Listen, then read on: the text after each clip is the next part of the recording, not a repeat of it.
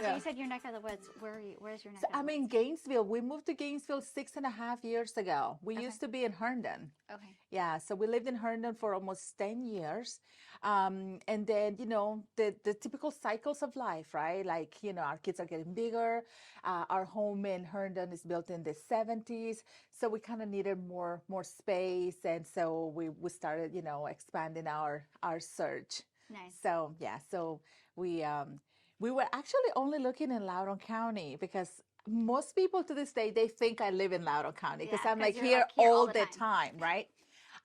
And I wanted to be in Loudoun County, but the truth is that my husband is very conservative when it comes to spending. Like he's the numbers guy. I'm just like, He's like, it's going to cost this much more to live in Loudoun County, and you can just drive there.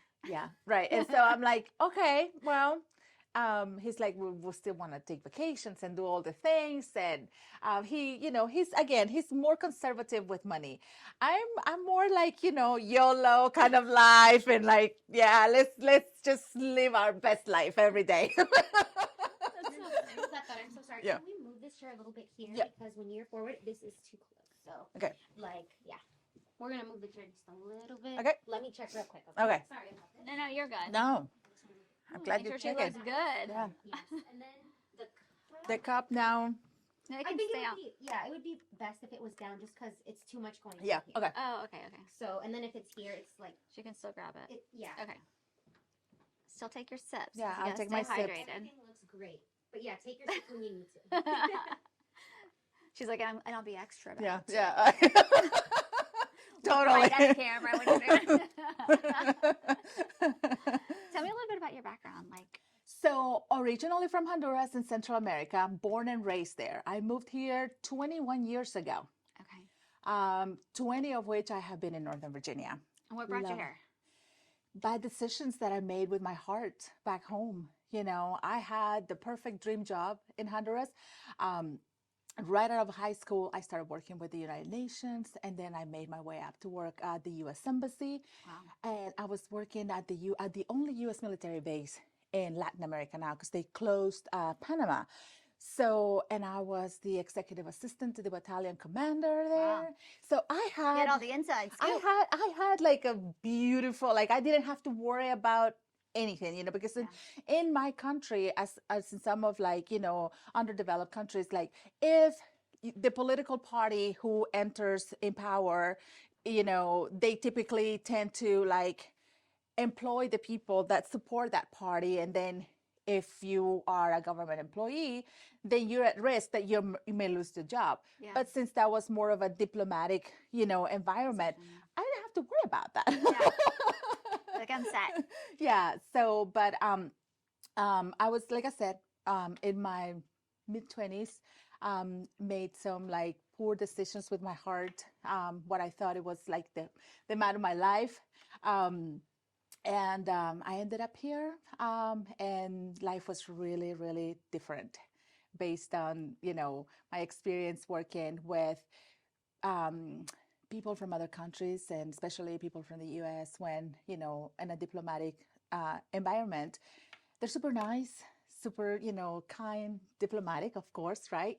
But then when I came here, it's like, wait a minute, this is not the US people that I'm used to work with. And it was so different. It was so different. It was like a big reality check. And, I mean, when you come here and you're not from here and you're not like, you don't have a lot of family or support system, like you start working.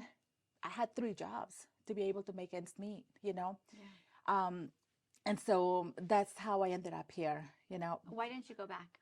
What kept you here once you realized Oh, that? because once I left my very good paying job. One that, I knew I wasn't going to get it. Yeah. And there was an aspect of like, you know what? I have to face the bad decisions that I made. I made my bed and now I'm going to sleep in it. And yes, yes. Well, actually, it was on the cold floor because I was sleeping on the cold floor. So I'm like, I'm gonna suck it up, and I'm just gonna trust that this is part of God's plan for me, and that He's gonna make a beautiful message out of the mess that I've made. Yeah. And I stayed, and I'm glad I stayed because this is where I met my husband and I built a beautiful family. And I feel like sometimes we have to go through those really miserable times in our lives that we see at the moment, and they are very hard, right? In order to get to that next level, because if I had gone back, I would have probably, I would have been like the laughing stock of a lot of people. Because let's be honest, some people will be happy when they see you, Yeah. down, right? And so I was like, I'm not gonna give them that satisfaction. And so I'm glad that God gave me the endurance to go through that period, and just trust that He will, see it through and give me something better on the other end. Yeah. So that's an amazing, beautiful story, by the way. Thank you. And I'm sure it's not the whole story, probably pieces Yeah. of it. Yeah. Right? Oh, yes, That's yes. okay. You dropping in the note was on the Yes. cold, hard Yeah. floor part. I was like, Yeah. oh no, there's more to that Yeah. story. Yeah. What have you learned from that period of time that you carried with you from there? A lot of grace, a lot of humility, and a lot of gratitude. Like I wake up and I live every single moment of my day in gratitude.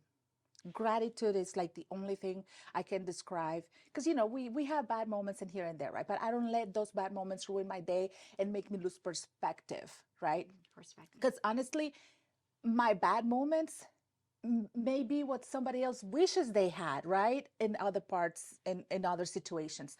So gratitude, humility, and just like, just be in the moment. Yeah. Yeah. Yeah. Lots of gratitude. Especially because you work with a lot of different types of people. Absolutely, absolutely. And being through like not having anything, this, especially in this market that we're in, right? It's so competitive. First of all, what do you do? Oh, I'm a rockstar realtor. I'm sorry I didn't say that. But I'm assuming everybody already knows that.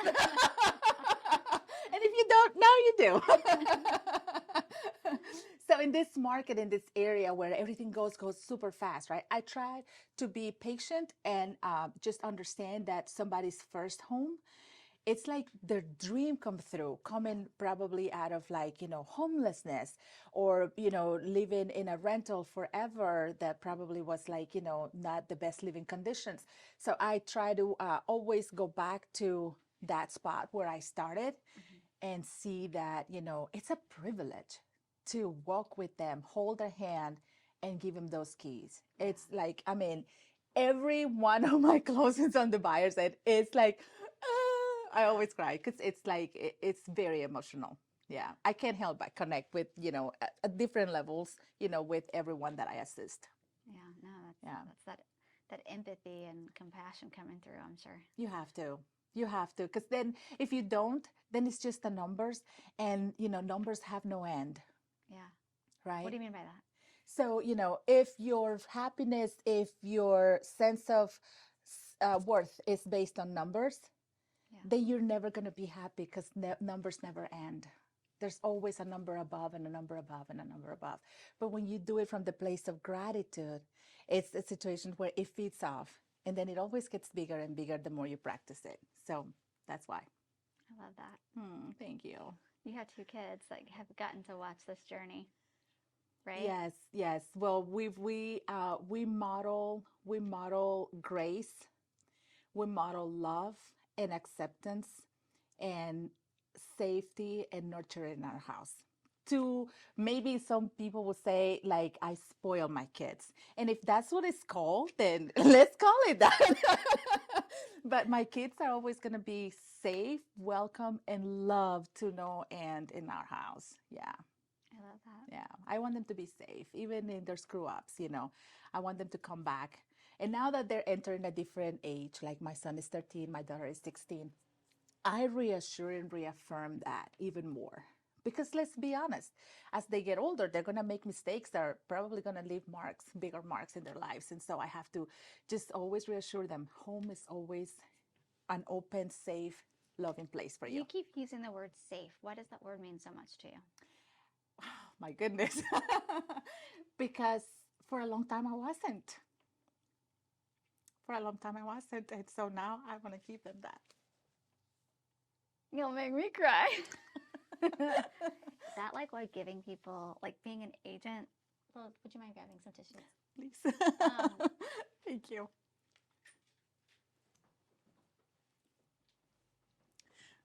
You're so kind. Thank you so much. I was like, put that box on there. Just magically.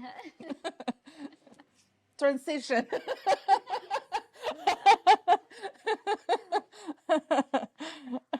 I wasn't ready for that Sorry. question. Okay, no white paper? No white paper. you're Alrighty. good. Do you feel like being a real estate agent, like, is that connected to a little bit of that longing inside of you to want to give other families a safe space? Yes, I feel like, when a family, when young children, when a woman that's been through abuse and whatever, when they have a place that is their nest, that is safe, that is their haven, that is the place where they go at the end of the day, and just relax and just, say their prayers, be grateful, whatever. That is the sense that cannot be quantified, having that sacred space in their home, So home is that safe place. I'm going to connect this into marketing. Have you ever positioned this within your marketing or within your branding or? Well, I always speak of, home from the numbers perspective, like appreciation, like, we are privileged to be in this area and to be able to, just grab the keys of our car and go home. But now that you mention it, no, I haven't just made that correlation of like, home is that place where you are safe. Yeah. Yeah, I think just me giving my unsolicited marketing advice, if you start sharing that piece of your story as that mission, you're going to serve people obviously that aren't coming from domestic violence or that demographic, but there's a lot of women that will rally behind wanting to support a brand that does, that is a part of their mission statement. And that is big a part of aha what- moment right now. Yeah. Big aha moment. Yeah, for sure. For sure. That's why you're the expert. I just ask questions. When I see myself tearing up, I'm like, ooh, that touched like definitely. I need to keep digging. Let's dig a little further. No, but I'm saying that means other people are going to also resonate with that. Resonate with that, yes. Because unfortunately, there's too much of that. Yes. One case is too much. Yeah. One case is too much. So yeah, agree. absolutely. Thank you so much. You're welcome. Definitely will keep it in mind. Thanks for pushing that button, Aaliyah. Yeah. No, that's fine. I'm an open book. You're so bright and colorful. Where did this bright color, your hairstyle is so cute. Like you're not a conformist. Like you don't conform. No, absolutely not. Why? Absolutely not. Because it would be a huge disservice to the gifts and the callings that God's put in my heart, right? Like some people are good at like being a good nurse. I don't know, being a good cook or whatever. My mission in part is like to just, be a big ball of bright energy and just bring joy to people's lives. Yeah. And through colors, through creative, like, accessories and stuff like that. I recently changed my hairstyle, which is fun. I'm like, I should have done this. I should have done it a long time ago. It's like, it's amazing the effect that we can have on somebody by just entering the room with a smile on our faces, So I wasn't always, I wasn't always wearing like the bright colors until one day I'm like, why am I not showing who I truly am? Because I'm afraid of like being seen or what people might think or, I'm like, you know what? From now on, this box, I'm walking out of it. I am tearing it in like 1,000 pieces and burning it. There's like no box. Yeah, I love that. And so it's more so that I can be a reason why somebody maybe smiles in their day. It's not just your color and your hairstyle, though. You also have the energy when you walk in a room. Oh, thank right? you. Like Thank you've you. got a very bright. It's a gift. It's a gift, and I want to honor that gift every time. I love you saying that. I want to honor that gift. Yeah. Right. You're not saying I want to make this gift flashy, or I'm better, or I'm this, or it's more of No. like, no, I'm just honoring Yeah. what God has given Yeah. to me, Yes. or how, Yes. Yeah. like, Yeah. It's, I feel like a lot of us walk around not even discovering our gifts, right? And when they do discover it, they're afraid to use them why are they afraid? because we want to conform, like you mentioned, right? We're afraid that if we become who we really are meant to be, that there are going to be people that are not going to like us or whatever. And I'm like, you know what? I have a T-shirt. I'm not for everybody. Yeah, I love it. And I stop worrying about that. Yeah. I feel like the fear that we let sink in our minds and our grow. thoughts and grow, prevents us from just reaching our potential and the blessings that we can be to others. I love that. Yeah, I agree with that. I think it's a lot of people, it's almost like the superhero who, before they become the superhero, they realize that they've got like some type of, amazing ability, yes, special yes, ability. yes. And it's like, do you use that to Yeah. go and like save the world and do Yeah. big things? Or do you just keep it hidden Yeah. out of fear Yeah. for Yeah. people saying like, Pointing fingers and whatever. There's always going to be critics, There is. but we don't live for them. Yeah. We live for the rest of the world that needs to hear our message. Yeah, no, I love Yeah. that. How do you, I'm going to transition over Sure. to the real estate Yeah. agent and community. How do you see the real estate agent community transitioning right now in terms of locally in the Northern Virginia area, Loudoun County and beyond? Yeah. How do you see the community transitioning, if at all, or do you feel like everything is? So, definitely there are changes, right? And changes, as humans, we don't like changes, right? The truth of the matter is that the good agents, the good realtors are going to survive based on their negotiation skills, their ability to connect with people, and the level of care that they show. Because inevitably that's how you're going to want to grow your business.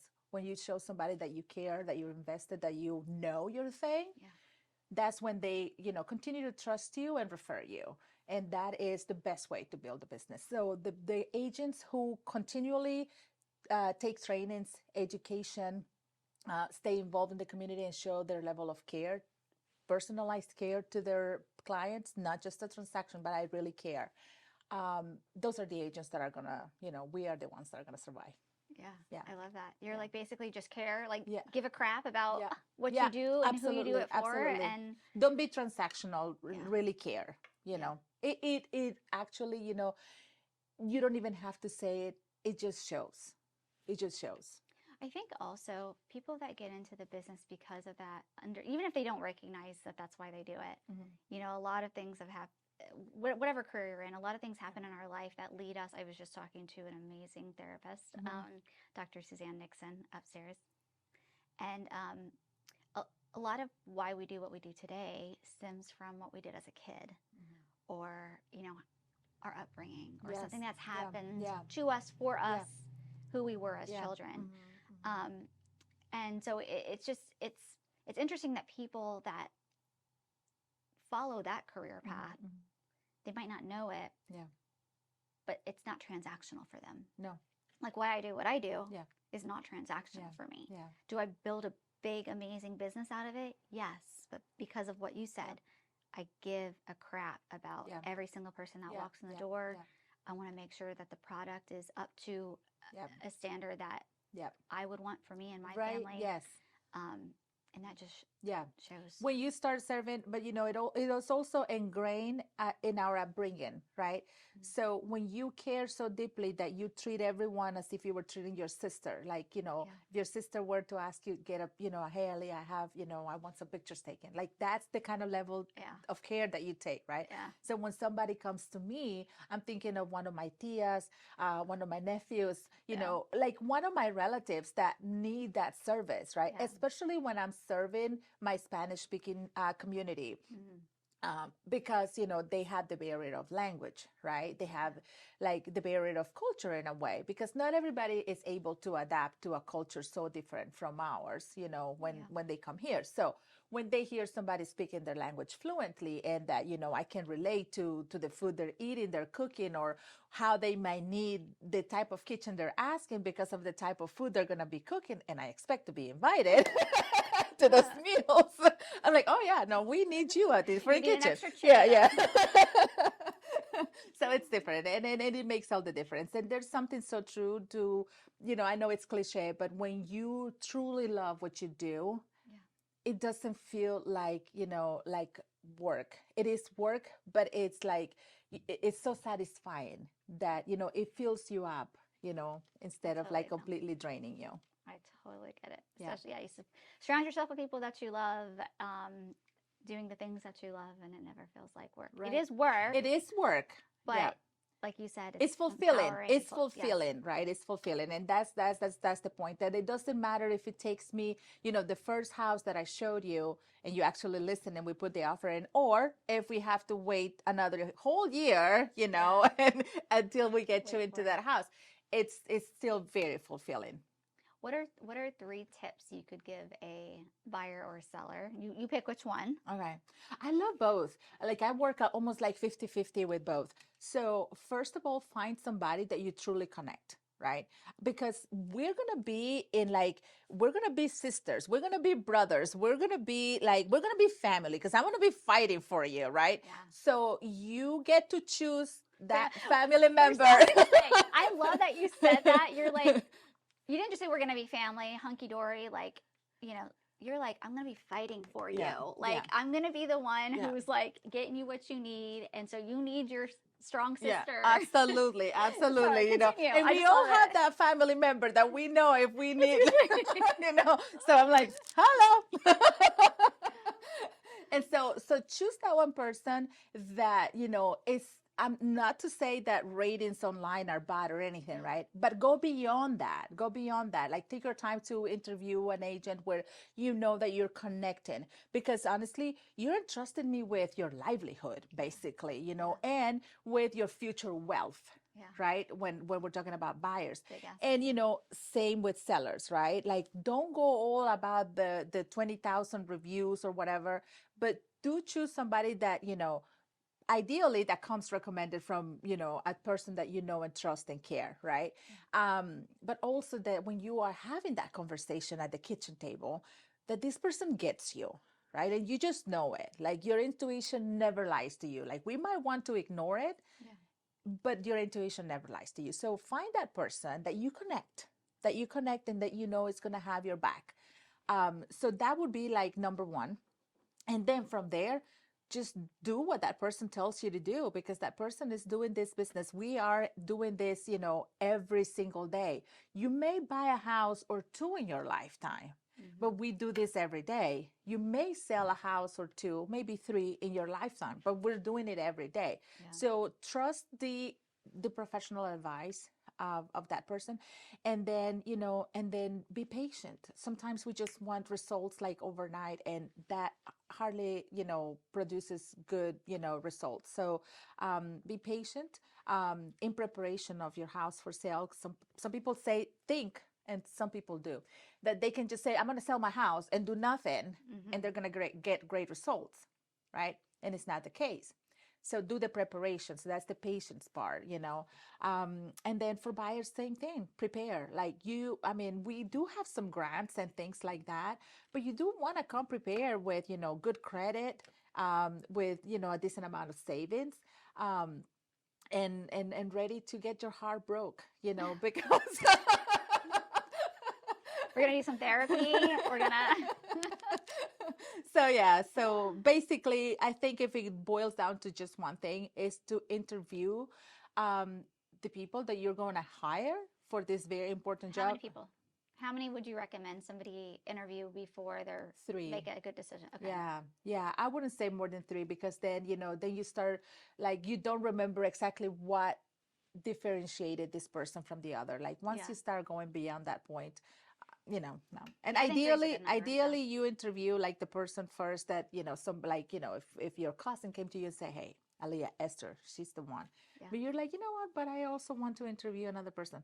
Well, if you want to waste a couple extra hours, then interview the other two. Yeah. No, but I do think it's a good idea. I used to say that too. I used to say like, no, I don't think people should interview other people. But I think as the professional, what we have to do is then say, okay, if they're like, I need to go interview a couple. Okay, that's really great. You want to make a, Educated, sound, informed educated decision.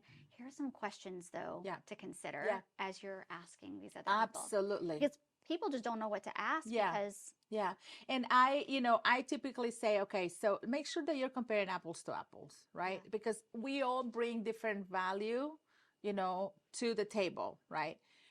Some of us very similar value, right? But what's going to make the difference is how you connect with that person. Because again, not everybody's meant to be our people. And as long as you are providing that value and you know that you weren't chosen, you know that you were not chosen not because you are not capable. It may have just been a matter of chemistry, and then you release and bless and move on.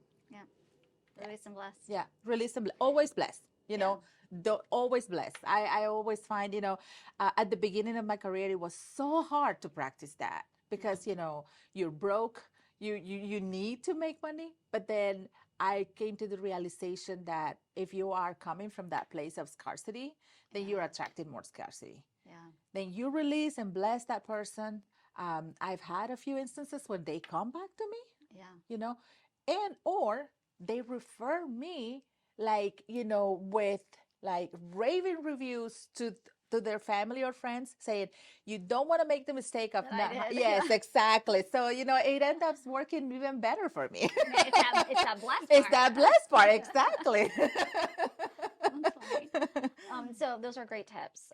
And I love how they were very much about like the preparation and about the interview. So like really putting the buyer or seller at that vantage point of like making the best possible decisions and then preparing them for a little bit of heartbreak because it's unfortunately part of the process. Of the process, So if somebody comes in and says like, oh no, I'm going to be able to get this sold for blah, blah, blah, and they're like, oh great. And then they get their heart broken later. It's like, you fooled me. Don't like that, right? You don't want that. No. I always under promise, over deliver. And I have a thing that I always, like I said, I always want to do things big, extra, with the glitter and all the things, right? But I have to bring myself back and just be a little more conservative and just like, okay, this is what I'm promising, but this is what I'm really striving for. And I, 9.9 out of 10, I always get to the point that I'm striving for. I love that. So just to kind of wrap this up, because I could like talk all day. Me too. It's a gift. It's a gift.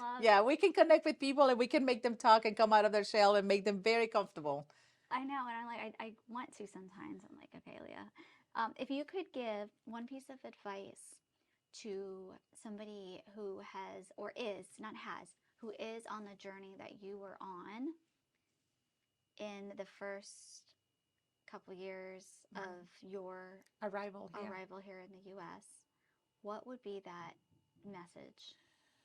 Okay, so it really is hard. It gets better. And you need the lesson right now, and you need to build that resilience right now for the greater things that are yet to come. And they will come. And pain is part of the process. Heartbreaks are part of the process. But the joy that comes does not even compare to, that painful episode that you're going through. And as long as you keep resolute, as long as you keep your mind made up into what you want, there's no stopping you. No stopping you.